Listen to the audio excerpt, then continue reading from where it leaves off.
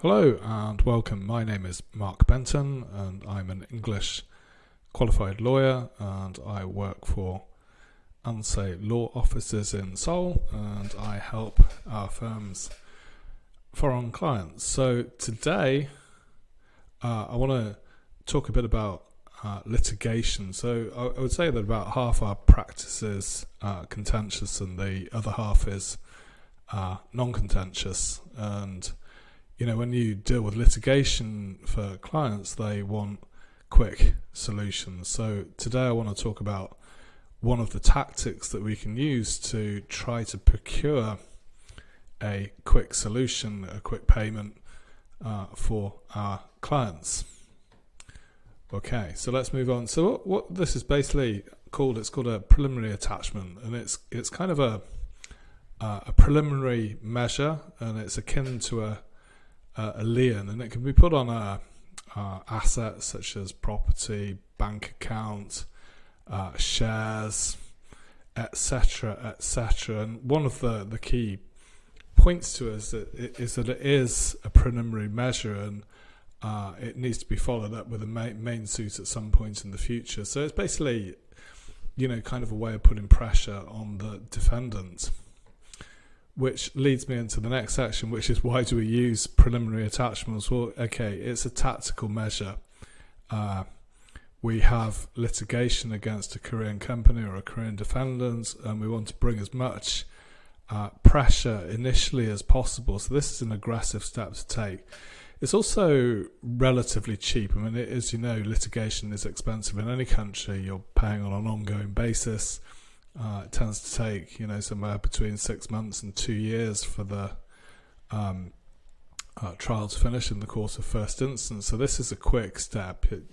We apply to the court to put a lien over the chosen asset, again, whether that's bank account or property, and we get all the documentation, the evidence together, and it would take maybe a week or two to get the ex parte judgments, and the main effect is that it's noted in the credit report of the defendant. It alerts the defendant's creditors to the fact that there's ongoing litigation, or there's pending litigation, and it forces, or it can potentially force them into making an early settlement.